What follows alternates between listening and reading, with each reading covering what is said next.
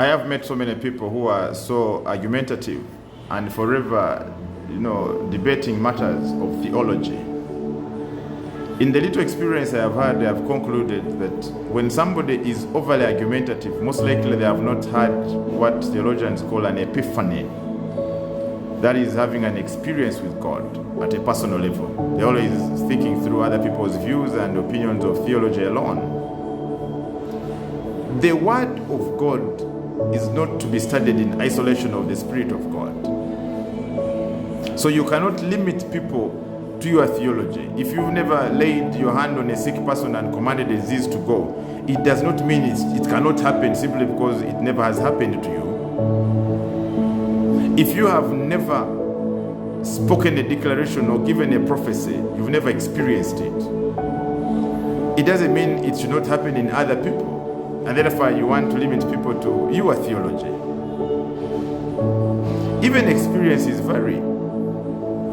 David killed a lion and a bear while in the wilderness. Daniel never had to kill a lion. He had to trust God, and an angel left heaven to shut the mouths of the lion. So I imagine Daniel meeting David, and Daniel is like, you don't have to hit the lion. You are under grace. Let the angel come and cover the mouth of the lion.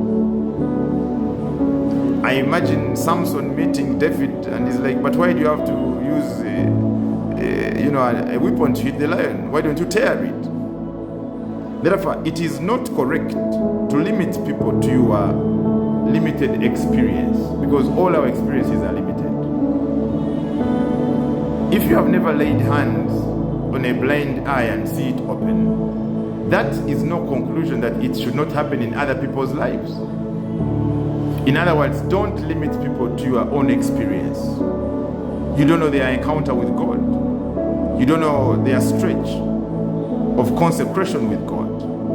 You don't know their level of sacrifice in the order of Romans 12, 1 and 2. Present your body a living sacrifice before God, holy and acceptable, which is a reasonable sacrifice.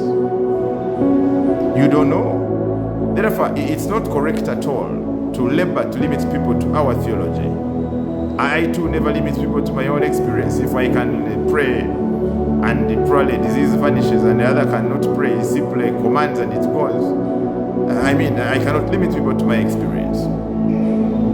Many an argumentative man has not encountered Christ at a deeper dimension. They simply are opinionated people who think they are Christians.